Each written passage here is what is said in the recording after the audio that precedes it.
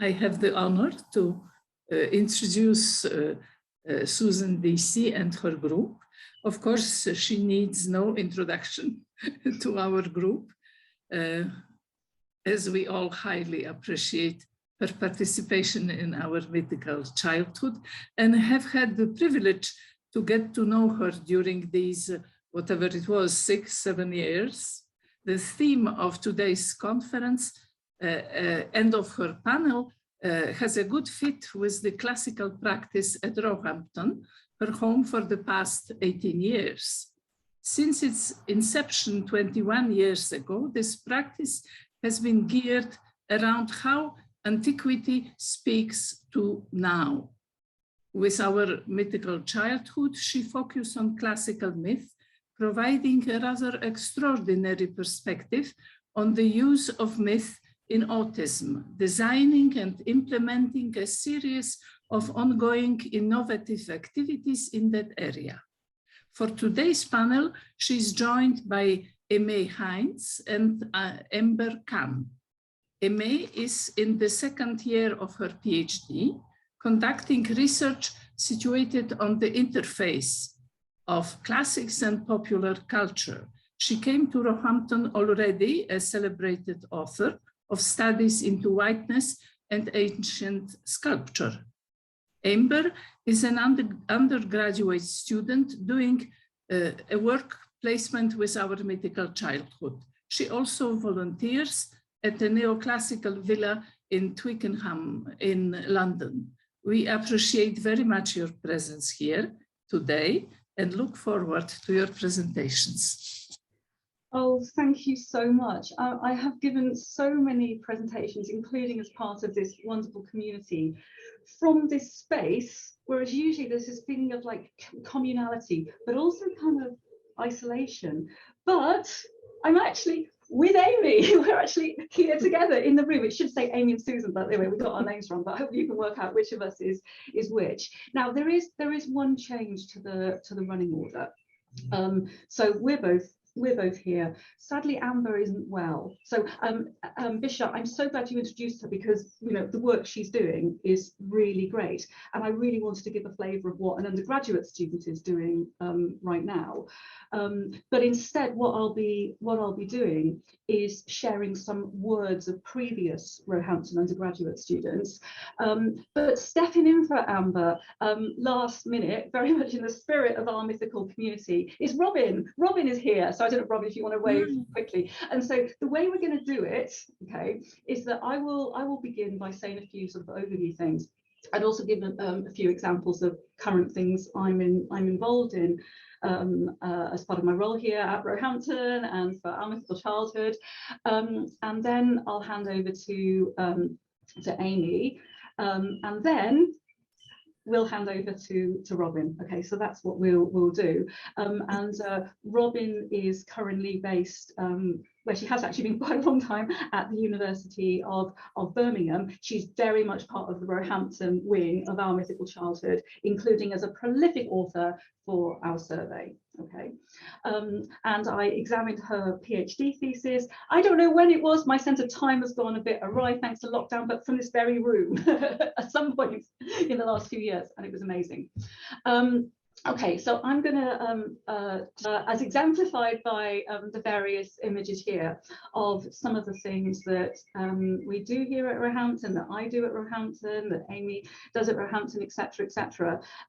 Now, Bish has already said a lot of the introductory things that I was going to say. So Roehampton Classics is currently 21 years old, and I've been here for 18 of those years. I'd long heard of Roehampton as this really interesting place that had such an interesting range of degrees. It was the children's literature masters that I first ever heard of that Roehampton did. So it's like all paths have led to our Mythical Childhood and our endeavours to look into, to find new ways of researching classics in children's and young adult culture. Ever since the programme here at Roehampton began, there's always been a focus on the now, right? It's always been very much about how and why classics is relevant today.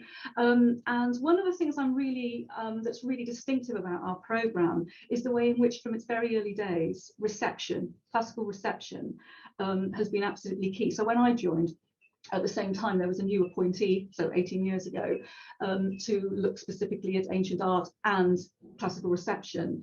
That was now sadly late, Rosemary Barrow. But even in those early days, when reception was still very much regarded as at the boundaries, at the margins of classics, Roehampton was very much making classical reception absolutely key to the practice here. So undergraduate students had a beautifully skewed image of what classics, programs were like, because obviously it was the norm for them. Whereas it was having things like classical reception focus, and also a work placement module. We were very distinctive, and other places have since caught up with us. And we've always had such a strong emphasis on engaging with schools as well.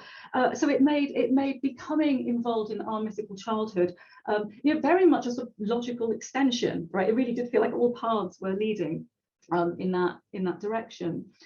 So I want to give a flavour of all this this afternoon with a very brief overview of some of the things I'm involved in before handing over to my colleagues. Okay, so one of the things I'm doing, right, okay, as Fisher has already said, is well, in the very final stages, working with publisher, etc., of a book of lessons for autistic children based on this figure here, Hercules. Here actually is a version of the front cover. Okay, so the rest of the book will come out sometime between now and September, when the project ends.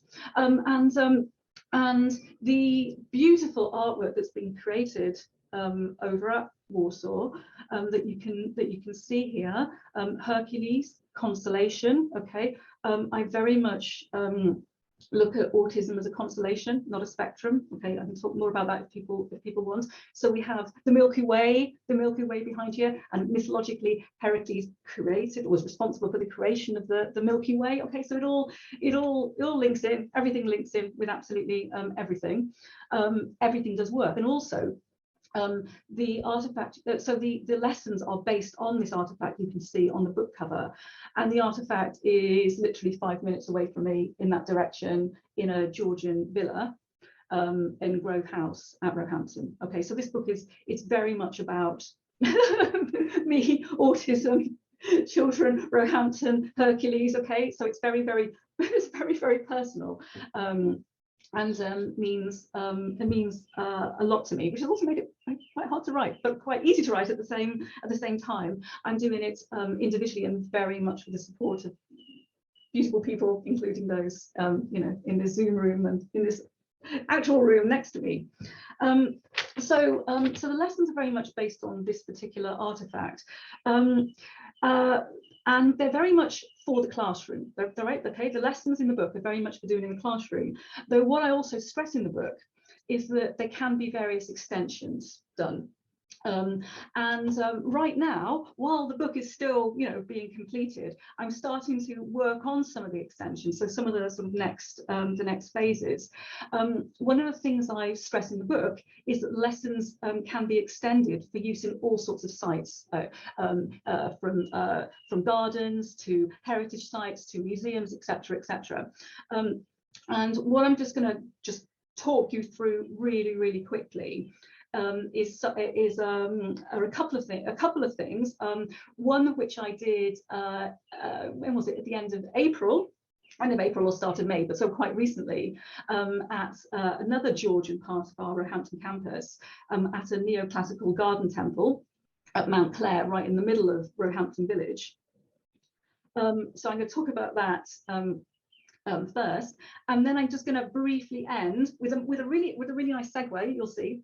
Into telling you something about that I'm going to be doing literally tomorrow, right? So Antiquity today, all right, and I'll end with Antiquity tomorrow, yes, and then end the conference, I suppose. Oh no, hand over to Aimee. That was it. Okay, all right. So back in sort of earlier this spring, either in April or May, I did something that I've long wanted to do. I love the Roehampton campus. I love its neoclassical artifacts. I've been very much using them in my teaching and in my research for some years now. And it was always a dream to do stuff with children related to this. Related to the things on our campus, and the dream came true recently when I was able to make a connection with an organisation called Proud Places that are part of the Heritage for London body. It's 3 students from a pupil referral unit. Pupil referral unit is very often for are not in mainstream education. So these were 3 young men who came from their local school, the local pupil referral unit, to Mount Clare. Mount Clare is one of the neoclassical villas that Roehampton now inhabits, and in its grounds is a stunning and very important and very neglected garden temple. Okay. And here I am with the boys, ridiculously colour coordinated with them, which is why I made the backdrop for this slide colour coordinated as well, where they are being heroes. They are being heroes guarding the temple, and the way in which they engaged with the temple and the whole experience of encountering something classical and neoclassical was absolutely amazing. They were very reflective on how they see themselves as heroes, who their heroes are, and they were very much seeing classical heroes and their own heroes, people like Ronaldo, as very much on a continuum. I showed them a picture of Ronaldo in a book that I'd taken along, thinking they might. I'd wondered if the book was there, if the picture was there just to be a bit gimmicky, trying to say that, hey, we have heroes today, just like they had them in Antiquity. And they were flicking through saying, you know, whatever, monster, Ronaldo, monster. And I said, why do you think Ronaldo's there? And they said, why wouldn't he be there? But wow, okay, I love it.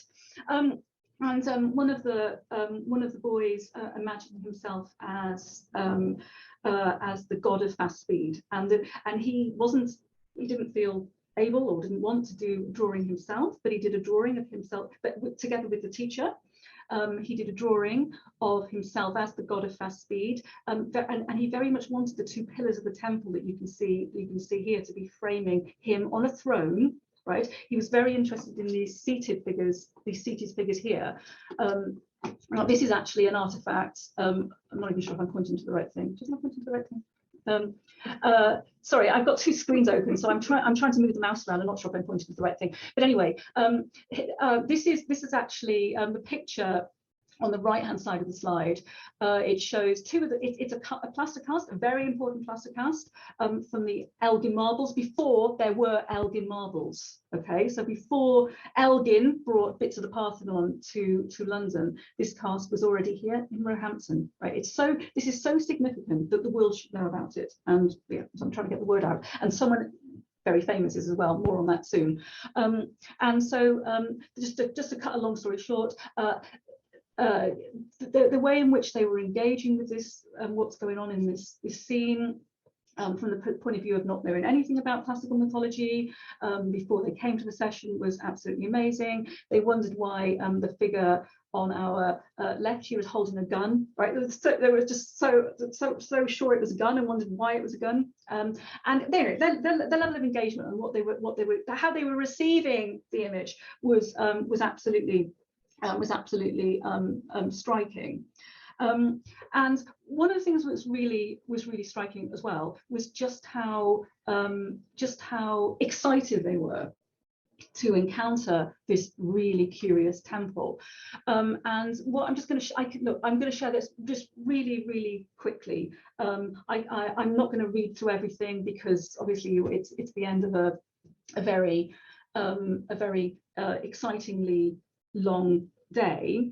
But here are some quotations from previous students at Roehampton that I've taken to the temple. The temple this was at a time when the temple was very much sort of kept hidden, right, for its own protection, okay, not in a very great state of repair, and people were always like amazed to find it there. Okay, I'm going to move on to some more quotations, but if people want to you know, look at these properly, I can so happily, I'd be, you know, honoured to share the slides with you, and want to publish all this at some point anyway. More quotations, including from an American student who was studying at Roehampton as part of the international summer school here, doing a module with me a few years ago. The range of emotions people had at visiting this temple, hopes for the future, for example, right bottom right here, a student hopes that that in the future funds will finally be available to restore the temple. Look how another student talks about hope as well. Hope that it's enjoyed and not harmed by its future visitors. It has undergone quite a lot of damage. Just quickly, just in case you wanted a bit of a context, it's not just me who goes on about the, you know, amazing nature of the Roehampton campus. John Simpson is a former foreign correspondent, I can't remember his term, of the BBC. He used to be the Chancellor at Roehampton, and wrote a very interesting preface to a book on the history of Roehampton that really sort of resonated with me. And back in an early generation, the great architectural historian Pevsner said, there is still nothing like, right, that was true then, still true now. Sorry, I still haven't checked the details. Sorry, that's what it says, check details. Sorry, this is all very live. There is still nothing like Roehampton anywhere in London to get an impression of the aristocratic Georgian country villa, right? There's something very special about Roehampton, and I love it. And now, okay. Just the day before I did my session, where I'm wearing my orange beret, going a bit demented, the day before, actually, Robin Lane Fox, ancient historian, journalist, famous person, very high profile. Well, there are a few celebrity classes, but I think he counts as one of them. He actually visited the temple and was sufficiently moved by what he saw there to write a piece published as recently as 21st of May of this year, all right, so just over a month ago, in the Financial Times, in its weekend, the Financial Times weekend supplement, which has a very strong cultural focus. Now, I'm not expecting you to be able to read this. I just wanted to get it all on one slide. But what you can also see is something that absolutely wowed him, which is part of the ceiling of the temple, which is very striking. And the way in which it blends the 18th century and the classical it astounds people. And one thing I was struck by, so I've zoomed in here on a little bit of his article. So Roehampton is in the news in all sorts of ways at the moment, and it's really stunning to see, you know, it in the news for this reason also. He talks about how it's filled a gap in his flowery life, right?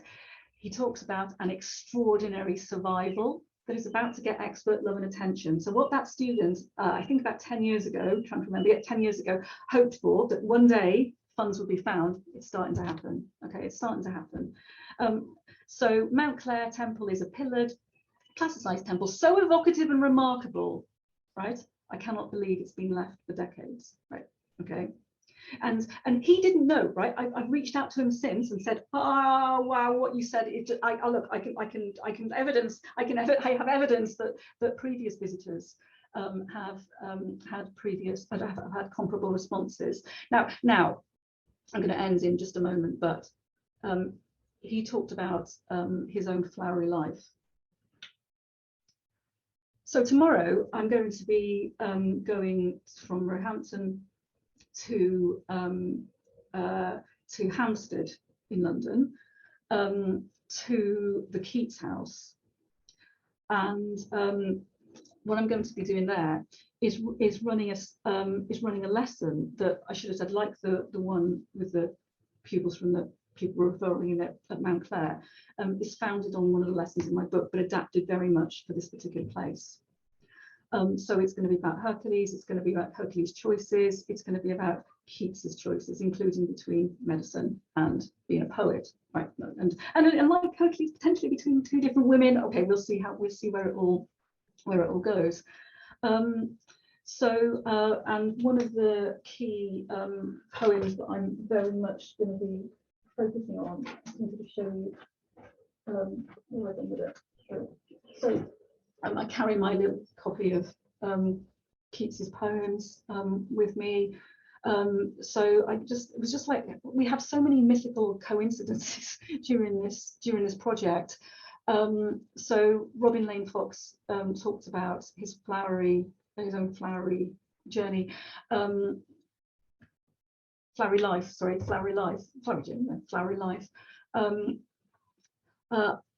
I'm going to be talking very much about Keats's poem on a Grecian urn. The Grecian urn that, to quote Keats, tells a flowery tale. And I've even taken a Keatsian turn in previous things I've written, including in an article I wrote in 2013, which actually used that quotation in the title. So it's like, it was all so very much meant to be. So tomorrow I'm going to be meeting with teachers and, most importantly, some of the students from another pupil referral unit in London, and introducing Hercules to them, thinking about what it means in this case specifically to make choices in life, and very much doing that in relation to Keats's urn and John Keats as a person. Okay, so that's just to give a flavour of some of the things I'm involved in, and where I'm going next with the work I've done. And I very much wanted to share student voices with you. And what I'm going to do now is hand over to a student. So hi everybody, and I'm taking a slightly different turn, and I'm going to talk a little bit about materiality, which is something that we do quite well here at Roehampton, and that our Mythical Childhood project is fantastic for kind of focusing people on. So why do we need to think about materiality in reception? Why is it important? So materiality is absolutely crucial in the study of reception, as it is, of course, in classics more generally. And we're a bit scared of materiality in classics as a rule. So the post-classicism collective, in their book Post-Classicisms, address kind of our fear of materiality in classics. But even they kind of failed to really dig into why materiality remains so important in reception. So even though materiality is all around us in ancient world studies, as the material remains of ancient cultures, in classics we do often prefer to think more about less tangible concepts such as literature or visual arts as texts, rather than thinking about them as physical objects. And in reception, this is extended to the study of cinema or video games as texts that can be read, rather than as the study of, for example, films, physical films or physical games. And this is partially driven by the legacy of the birth of classics as a discipline. So it's also driven by the work of figures such as Winckelmann. So although Winckelmann's work focuses on Greek statuary, and we would expect it to really engage with materiality, what interested him more were the philosophical concepts that, in his opinion, made these things special. So things like beauty and grace. And in classics more widely, the traditional prioritizing of philology has encouraged a focus on, for example, the written word instead of the book as an object. The ramifications of thinking in this way goes beyond the scope of what I've got time to talk about today. But I do touch on some parallel themes in a recent article, Hercules in White, which focuses on the problems created by the assumption that ancient statuary was white, and that what happens when artists don't think about the materiality of ancient sculpture and make assumptions based on these philosophical concepts. So what does happen when we think about materiality and reception? So materiality really helps us think about how people engage with the ancient Mediterranean and the classics. So you need a book or maybe a Kindle or a computer to read literature. Literature doesn't exist in a vacuum. The point being that literature is contained in a physical object of some kind, so we can't avoid materiality. Materiality is very important also in the creation of reception, especially in terms of books. There are studies and explorations of reading that suggest that book ownership is tantamount to reading in cultural terms. So is the ownership of a book of classical literature or the reading of the classical literature more important, particularly for publics that are not specialists in classics? So think about, for example, some of you might be aware of the recent controversy over author Sarah Underwood's admission that she didn't read the Odyssey before writing her novel The Lies We Sing to the Sea, although she did own versions of translations of it. So there are ramifications of us thinking about what we do with these physical objects when we're not necessarily engaging with the texts. There's also, and kind of more importantly for my work, class implications, which are already beginning to be suggested by kind of this previous point. So who has access to classics, to reception, and what do they have access to when they have access to it? So material objects cost money in capitalist societies, and however hard we as classicists work to make classics accessible and available, we are to some extent up against the challenge of materiality, which raises issues of commodification and consumerism in the production of media about the ancient world. So one last issue that I want to raise before moving on is that materiality should absolutely make us think about things like DVD boxes and book covers. And that's why things like the cover art and the images are so important for the Mythical Childhood database, because they should remind us that everything is material, not just toys, like I'm going to talk about these Barbies today, but your DVDs, your books, and even where certain things may appear immaterial. So if you're watching a film through your Amazon Fire Stick, you still need the Amazon Fire Stick to access that film. So although we can think about the text as something that doesn't have a physical form, there are still the capitalist connotations of being able to access that piece of reception. So materiality is important more generally to my PhD project, which I'll kind of give you a quick overview of. My project looks at mythical women in reception, mainly in pop culture, with a view to considering them through the lens of intersectionality. So for me, the idea of materiality is quite important because it helps to rethink the traditional paradigms for the study of reception, particularly in terms of pop culture. And materiality, and of course, can help us think about some of these issues in very, very immediate ways because it introduces key issues like class. So I just want to quickly now talk to you about these lovely Barbies, which there are entries for on the Mythical Childhood database if you would like to look at them again.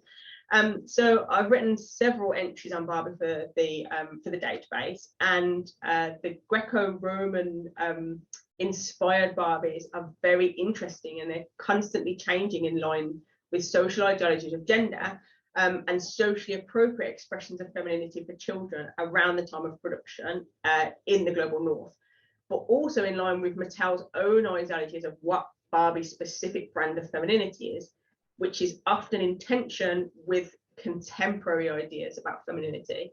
So although the Medusa doll that you can see on the screen at the moment is the only Medusa doll, the Athena doll is the third of a series of dolls that are inspired by Athena. And if you go back through time, you can really see how the dolls develop, what the ideologies of gender are when they're being produced, but you can also see what's in pop culture at the time. So both the Medusa and Athena dolls here belong to the Goddess collection, which is distinct from the earlier classical Goddess collection from around 2000. And the trio of dolls is rounded out by Barbie's Aphrodite from 2008. And both dolls present a very stereotypical image of white, healthy womanhood, as Mattel have throughout Barbie's history. The cost of the dolls as collector's items is reflected in Barbie's representation as a fashionista, so the dolls need to live up to their value. Unlike the sort of standard dolls that you might buy as toys, these are specifically marketed at collectors, but the bodies of the dolls are exactly the same as what you would buy as a toy. So there is some tension between who they are aimed at. The boxes usually tell you that they're aimed at people who are 14 and upwards, but actually they are the same. They can't necessarily be manipulated in the same way that the playable dolls can. So, for example, their costumes are often not removable, but all underneath they're exactly the same product. Some scholars have noted how Barbie's projection of femininity conceals her embrace of masculine values, and it removes the taint of feminism that undergirds her bodily identity. So although the dolls illustrate an engagement with the myth through ancient material, the commercial needs of the product are prioritised, resulting in some very interesting uses of the mythology, particularly given the implications of Barbie's femininity masking her proximity to masculinity. Both dolls here are depicted as decidedly womanly. So using contemporary fashion, Barbie styles herself in a central costume of these mythical women, defying space and time and glossing over the varieties of constructions and meanings of gender between the period depicted and between today. Barbie Medusa's sensual dress and cosmetics turn her into a femme fatale, and she owes most of her visual style to Minoan snake goddess figurines rather than any visual representation of Medusa herself, particularly in her posture and in the positioning of the snakes around her arms. Notably, she doesn't really owe much of her visual kind of look to any pop culture representations, including Clash of the Titans, which I'll return to in a moment. The representation of Medusa pre-transformation is a very interesting way of presenting the Medusa story, particularly for children, without the complications of her rape and punishment.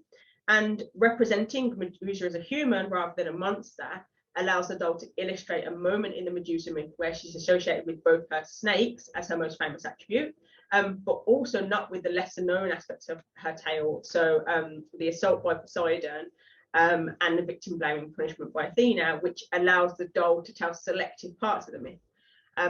This is a task that can be difficult given the decision to present her as a beautiful Medusa, but it also allows them to shield their younger and very influential in terms of capital audience from such difficult topics. So turning to Athena, unlike the mythical Athena, Barbie as Athena is very conspicuously feminine. And the focus on her femininity offsets any potential masculine influence brought in by Athena's own connections with battles and war. Even the Medusa on her shield is decisively feminine, so it's conspicuously depicted as a woman. And in fact, the Gorgonaeon on her shield is an image of the Medusa doll, which is quite a clever mixing of the two, rather than of a monster. So this fits with Barbie's constant focus on femininity and her unambiguous representation as a woman, because the mythology has been altered to fit Barbie's narrative rather than the other way around, which invites comparison with the use of Medusa's image as the logo for Versace, which is no doubt a deliberate choice because of Barbie's long association with high fashion. So typically of Barbie, and as with the Medusa doll, the Athena doll skirts around over overt sexuality, but achieves the same end through her ultra-feminized dress, which accentuates her breasts and sports stereotypically feminine clothing items such as her thigh-high, high-heel boots. Ironically, her boots are quite emblematic of other pop culture kind of signals, for example, drag. The dolls use narrow and stereotypical depictions of gender to define both Medusa and Athena as women. And for Barbie, this really taps into the consumer angle, which prevents the loss of Barbie's recognizably feminine brand and utilizes her recognizable figure and face to sell both Medusa and Athena as these powerful women. So as reception, what are their sources? The Medusa doll, as I've mentioned, isn't representative of probably the most famous Medusa, which is 1981's Clash of the Titans with her snake tail. Actually, she shares more DNA with the beautiful Medusa of the Clash of the Titans remake, but she does predate that film. And she's represented as a direct opposite of the Athena doll, likely because Mattel had already produced 2 Athena dolls, which I mentioned earlier. So they did the 1995 Great Erudition Goddess and the 2001 Goddess of Wisdom. And the Goddess of Wisdom doll does take influence from Clash of the Titans. She's very similar in appearance and dress to the Athena played by Susan Fleetwood in the 1981 film, and she is similarly aligned with Wisdom over Athena's other attributes, particularly those that point towards masculinity. So this doll, in contrast, obviously has the focus on battle through her chainmail dress, through her spear, through her shield, but it's still being pushed aside in favour of her femininity. So thinking about the material can help us think beyond sources then. So if we accept that Mattel has demonstrated very little engagement with ancient sources, which is absolutely fine, and such activity obviously breeds innovation in reception and the continuation of myth more broadly, then we're left with just the text of Barbie as a sign and the materiality of Barbie as a physical expression of that sign. Without considering her materiality, we can't read her as a cultural text. So I'm just going to finish up by kind of thinking about what that text says when we take it as a material. So Wright suggests that Barbie represents a sterile womb, but despite her material inability to reproduce, she doesn't produce a transgressive femininity because Mattel have endowed her with the tools to project the image of reproductive womanhood. So in Wright's words, Barbie's casting of self as woman disrupts prescriptive normative constructions of womanhood. Playing Barbie plays us, and while it is us who think we are playing with her. Barbie's costumes as Medusa and Athena then allow these potentially transgressive images of womanhood to be tried on by Barbie without the suggestion that she embodies them or their subversive femininities. But this is a material act performed by and for the doll. These transgressive femininities are not only signs within Barbie as text, but they are also accessed materially by the consumer who purchases Barbie. So Wright continues on to describe the problem with Mattel's conceptualization of femininity through the medium of Barbie, noting that the shift from biological essentialism intensifies the rendering of woman as object, placing her firmly within the male control and male gaze, devaluing women at large as commodities. In this way, Barbie functions as a material embodiment of irrigorized women on the market, collapsing any differences in identity that we might note between Medusa and Athena, and reducing them both paradoxically to their potential reproductive value. So I hope that that quick whiz through through the Barbies and through materiality has given you kind of an idea of why it's so crucial that we continue, as our Mythical Childhood does so well, to think through the materiality of reception. And I'll now hand over to Robin. Cool. So hi everyone, I'm Robin. As Susan said, I've just completed my PhD at University of Birmingham, and following up on Susan and Amy's really good talks, and I am a last minute stand-in, so I'm afraid I haven't had time to prepare very much, but I'm just going to quickly talk you through some kind of key themes around my research that I think are relevant to the kind of other really interesting discussions of today. So I look at depictions of rape and sexual violence in classical receptions of ancient Greek mythology. And that's a very mixed bag because it does resonate a lot with people in the modern day for a lot of reasons. And there have been a lot of very different and varied receptions. So, for example, there have been some particularly recently, but also there's a tradition of this going back a long way, kind of feminist type receptions that have sought to use ancient Greek myths about rape as a sort of empowering way to talk about the issue in the modern day. So, for example, there is Fiona Benson's recent collection of poetry, which Vertigo and Ghost, which has a lot of poems about Zeus as a rapist. And we have the play that I saw fairly recently, The Half-God of Rainfall, which combines Greek and African mythology to talk about Zeus as a rapist and how you sort of deal with that legacy, particularly in terms of the idea of being a child of rape. But what my research focuses on is how this is depicted in children's books, specifically collections of Greek mythology aimed at children that like retell large numbers of myths, including ones that look at sexual violence. So can you see that my slides changed? That looks good, right? Thank you. Yeah, so the genre was sort of started with Nathaniel Hawthorne, who is better known outside of classics, I think, for being the author of The Scarlet Letter. But he kind of started writing these collections of Greek mythology for children as well. But like it's been incredibly influential and best-selling, and there are just new titles released all the time. So this genre has had quite a complicated relationship with sexual violence. So what I've tended to find in my research is that these types of books often rather bizarrely sort of use myths about sexual violence to push for the idea of a sort of heteronormative, romantic relationship centered sort of view of life. So in the myths of Daphne and Apollo, for example, then some of them will sort of talk about how it's sort of they'll be a bit potentially victim blaming towards Daphne by saying that it's not right that she wants to be single, and that's just not like a desire that anyone should have, and focusing the criticism on Daphne wanting to be single, not on the fact that Apollo is pursuing her to try and rape her.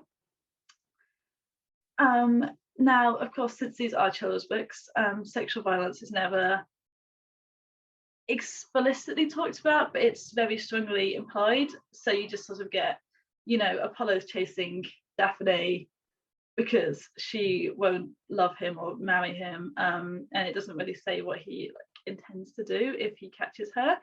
But so it's sort of like child-friendly sexual violence. It's been sort of explicit reference to sex has been taken out, but the narrative hasn't really been changed in any substantial way. So one incredibly influential mid-20th century one of these books is the Delaire's 1962 book of Greek myths, in which, and this one takes a very sort of patriarchal heteronormative view in quite a lot of ways to like gender and family and relationships between gods. So it's quite scathing, as you should be able to see in the quote on my slide, about Hera not wanting Zeus to cheat on her all the time. So it says that Hera has fits of temper, and she it seems to implicitly be criticizing her here for the fact that it says when Zeus first asked her to be his wife, she refused, because it puts that sentence right after talking about Hera in a very negative way, sort of imply that the fact that she turns Zeus down like goes with this other list of negative traits about her. And likewise, they are yes, someone mentioned Argus's eyes in the previous picture. Yes, the Delaire's illustrations are quite fun. That's, I think, one of the reasons for the kind of like huge commercial success and influence of their book. So then in their retelling of the Apollo and Daphne myth, they talk about how Daphne had a cold heart. She had vowed never to marry, and when Apollo wooed her, she would not listen to the sound of his golden lyre and ran away. then at the end, after Daphne is transformed into a tree to save her from being captured by Apollo, you know, we're not, again, it's not explicitly talking about what he would actually do if he caught her.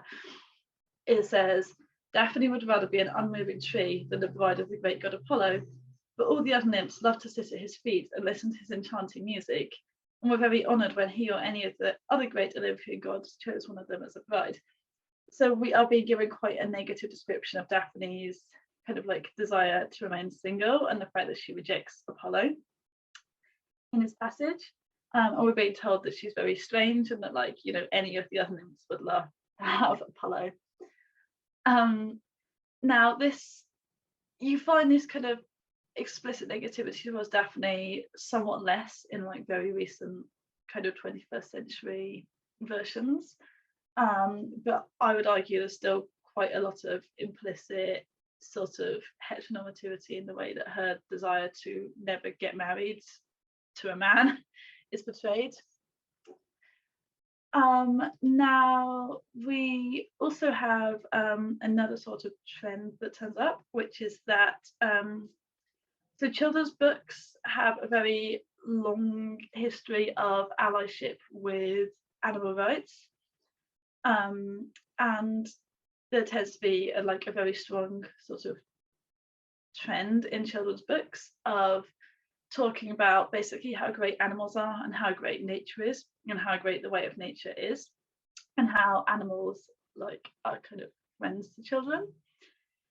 So you can then get a conflict in myths about characters like Pan, who are like, he's a rapist in Greek mythology, but he tends to be depicted very positively in children's books because he's an animal and because he's associated with nature and because the kind of Victorian to modern day environmental movement has often used Pan as a kind of mascot.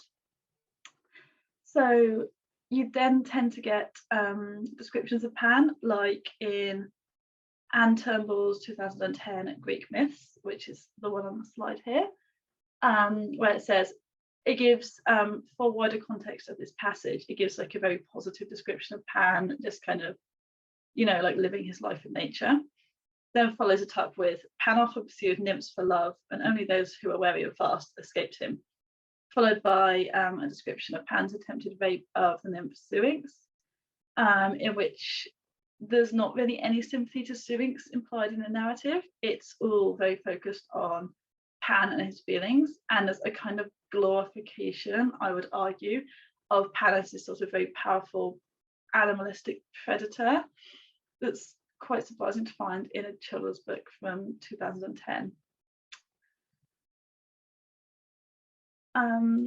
And then more recently we get the Percy Jackson author also wrote an anthology of Greek myths, which is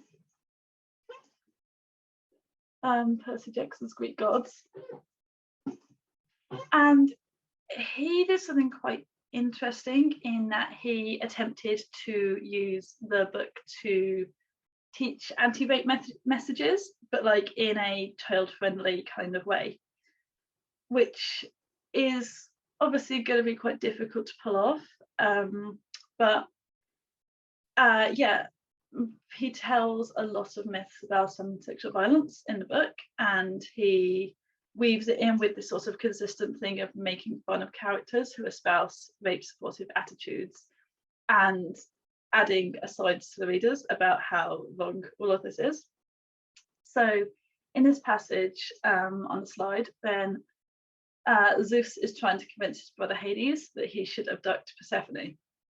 And here Zeus is saying that you should never like try to actually talk to women about your feelings. You should always just kidnap them. And it's making fun of him for saying that and saying, you know, Hades was starting to have doubts about Zeus's wisdom. The whole kidnapping thing seemed a little risky. He wasn't sure if Persephone would actually like being abducted, but he didn't know much about women. Maybe Zeus was right. then the narrator adds right after that, for the record, no, he wasn't, with no, he wasn't being in all caps. So there's a very clear, explicit aside to the reader saying that none of this is okay, which is quite an interesting choice, combined with the use of humour. So whilst this book is obviously trying to depict an anti-rape message, at the same time, the use of humour to talk about rape is always going to be a bit controversial, and at the same time it's still sort of trying to tell an entertaining story for children. So the desire to create an anti-rape message is offset by a lot of other commercial and literary needs that the book has. At the same time, it is a very interesting example because it's an author who's obviously concerned about the sort of possibility of like inadvertently condoning rape supportive attitudes through his writing, and is kind of trying to do the opposite, even if there's probably still things to criticize about the way he approaches it.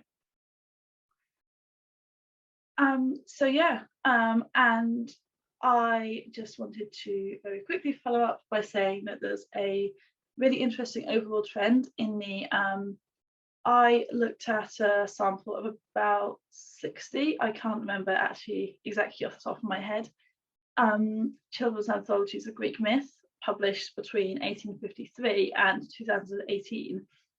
And a really interesting pattern you get is that the older texts tend to portray sexually violent characters who are like very high status in more positive ways, and characters who are more low status but also sexually violent in more negative ways. And in the modern day, there's been a bit of a reversal. So the modern day is very condemnatory of sexually violent characters like Zeus and Apollo, where they're kind of, king of the gods and a son of the king of the gods, and they have their seat in the Olympian Council, and they're very objectively powerful and sort of kingly.